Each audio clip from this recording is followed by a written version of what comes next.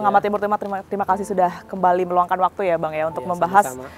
Sejauh ini belum rampung juga begitu ya konflik kedua negara antara Israel dan juga Palestina.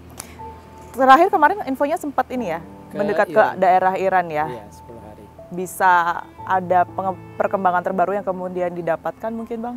Paling yang ada hubungannya dengan perang Gaza itu di Iran udah mulai ada perekrutan itu beberapa hari setelah perang pecah 7 Oktober itu lewat situs namanya alaksastorm.com. Itu terakhir saya lihat di sana itu minggu lalu itu udah 6 jutaan lebih yang mendaftar untuk direkrut, itu ada lelaki dan perempuan. Dan mereka itu di situ ada pernyataannya harus siap dikirim untuk berperang membantu warga Palestina di Gaza. Oke, kalau yang di Gaza sendiri mungkin informasi yang diterima oleh Bang Faisal? Yang terbaru itu pasukan darat Israel udah mengepung Gaza, mereka sudah. Klaim itu benar ya? Iya. Sudah penuh di area Gaza gitu ya? Iya, di kota Gaza mereka sudah menguasai semua jalan yang menghubungkan antara wilayah utara Gaza itu Bait Hanun, Bait Lahia dengan Jabalia yang menghubungkan antara wilayah utara dengan wilayah selatan Gaza. Dengan adanya pengepungan ini apa yang dilakukan oleh Hamas? Ya terakhir baru tadi malam itu juru bicara Brigade Izzuddin Al-Qassam Abu Ubaidah mengeluarkan pernyataan bahwa pasukan Al-Qassam siap menghadapi pasukan darat Israel dan juga dia bersumpah bahwa Gaza akan menjadi kuburan bagi semua tentara Israel. Serangan terus dilakukan, tetapi kita melihat kan korban terus berjatuhan dan semakin banyak ya Bang ya. Informasi terakhir bahkan yang meninggal adalah sekitar 9.000. Iya, 9.000-an. Rumah sakit itu sendiri sudah tidak bisa menampung kan, dan informasinya sedikit dibantu penanganan medis ini dari Mesir ya? Jadi sudah ada kesepakatan antara Mesir dengan Israel juga dengan Hamas bahwa sudah 86 warga Palestina boleh berobat ke Mesir, terus juga 7.000 nanti warga asing yang bekerja di NGO, berbagai NGO termasuk juga orang Indonesia itu ada 10 dengan istrinya 12 karena Mercy 3 orang kan nggak mau pindah, itu boleh keluar dari Gaza. Tapi kita ketahui juga ini kan serangan masih terus dilakukan oleh pihak Israel sendiri, tetapi perlawanan atau bantuan dari negara-negara lain termasuk kita di Yaman ini kan juga sudah dilakukan ya. Bang Faisal sendiri melihatnya seperti apa bantuan dari Houthi Yaman yang sudah dilancarkan? Ya memang invasi besar-besaran akan dilakukan Israel nanti akan memicu kemungkinan besar perang ini bersifat regional. Kita tahu malam ini jam 8 malam waktu Jakarta itu pemimpin Hizbullah Hasan Nasrallah akan mengeluarkan pernyataan, dan itu banyak pihak melihat bahwa pernyataan ini kemungkinan pernyataan perang.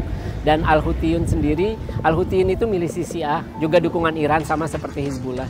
Jadi Israel itu menghadapi sekitar 4 front lah kalau untuk perang. Pertama di Gaza, yang kedua di tepi barat, karena perlawanan di tepi barat juga memiliki momentum ketika Gaza perang, semakin kuat juga perlawanan yang sebelumnya sudah terjadi di tepi barat. Yang ketiga, front perangnya itu dengan Hizbullah di Lebanon Selatan yang berbatasan dengan utara Israel. Ya, yang keempat setelah Al-Houthiyun mengumumkan perang terhadap Israel. Jadi Al-Houthiyun yang menguasai Yaman utara Sanaa itu menjadi negara pertama yang mengumumkan perang terhadap Israel untuk membantu Palestina.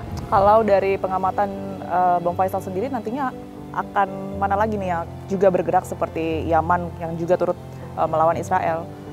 Ya saya kira tidak akan ada negara lagi yang akan ini. Jadi semua yang berperang, ya, semua pihak yang berperang untuk membantu warga Gaza di Palestina itu Al-Houthiyun yang Syiah, Hizbullah juga yang Syiah, dengan Hamas dan Jihad Islam yang Sunni. Itu semua dukungan Iran.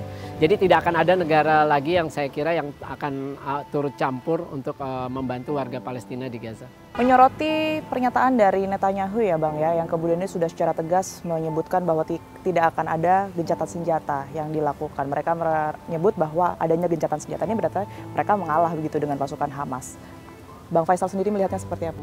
Ya memang dari awal serangan yang dilakukan pasukan Hamas dan Jihad Islam itu sebuah tamparan, aib bagi Israel. Jadi otomatis Netanyahu mau tidak mau akan mencoba mengembalikan pamor Israel sebagai negara yang kuat secara sistem pertahanan dan keamanan. Nah ini efeknya adalah kita tahu genosida Kepala kantor HAM PBB di New York itu Craig Mohiber juga sudah menyatakan dia mundur karena melihat PBB gagal mencegah terjadinya genosida di Israel. Apa yang dilakukan Netanyahu dengan alasan untuk menghabisi para elit Hamas, para pimpinan, komandan maupun operator di lapangan, itu kenyataannya malah membuat banyak warga sipil yang menjadi korban. Dan sayangnya PBB yang selama ini dianggap lembaga internasional paling berpengaruh, tapi kenyataannya juga impoten karena ada dukungan istimewa Amerika terhadap Israel. Selain itu, OKI dan Liga Arab juga hanya sekedar mengeluarkan kecaman, padahal sebenarnya bukan itu yang dibutuhkan oleh Palestina sekarang. Dan Anda melihat sampai kapanpun kedua belah pihak, baik itu Israel maupun juga Palestina, ini akan terus bertahan ya di dalam mengusahakan kemenangan dalam perang ini. Ya, akar dari konflik ini atau perang Gaza yang terus berulang, kita tahu 2008 sampai 2009, kemudian 2012, kemudian 2014, 2021, nah terakhir tahun ini, itu akarnya adalah penjajahan Israel terhadap Palestina. Selama penjajahan itu masih berlangsung, otomatis warga Palestina baik di tepi barat maupun jalur Gaza akan terus jadi korban kebiadaban pasukan maupun pemukim Israel. Oke, bagaimana dengan two-state solution itu, apakah bisa diraih dalam waktu dekat dan juga akan ujung-ujungnya diikuti oleh masyarakat di Palestina begitu, Bang? Hamas dengan Jihad Islam adalah dua faksi yang tidak mau mengakui eksistensi Israel. Ya. Jadi artinya mereka tidak akan mau mengakui solusi dua negara. Sekalipun itu menjadi satu-satunya solusi untuk berdamai dan juga membuat perang ini selesai, mengamankan dan juga menyelamatkan warga sipil di sana. Satu-satunya solusi itu buatan asing, konsep asing, bukan konsep dari bangsa Palestina. Karena kita tahu konsep ini tidak pernah dibawa ke referendum oleh Palestina. Dan bukan hanya di pihak Palestina, Hamas dan Jihad Islam yang tidak mau mengakui eksistensi Israel. Di pihak Israel pun sama, orang-orang kaum ultranasionalis, karena solusi dua negara itu salah satunya adalah negara Palestina merdeka dan berdaulat dengan ibu kota Yerusalem Timur. Nah, itu yang tidak disukai, yang tidak diinginkan oleh kaum ultranasionalis, baik dari pihak kiri, tengah maupun pihak kanan. Karena Netanyahu sayap kanan.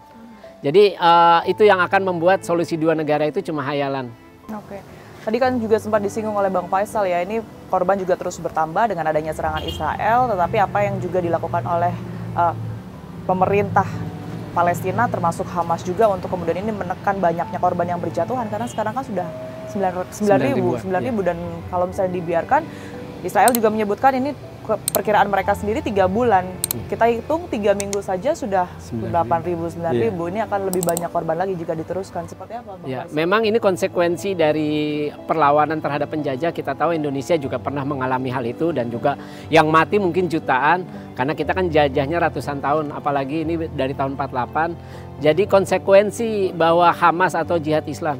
Jadi kalau ditanya apakah ini kesalahan Hamas membuat warga sipil jatuh, itu ya menurut saya itu cara pandang yang salah, itu cara pandang dari pihak penjajah.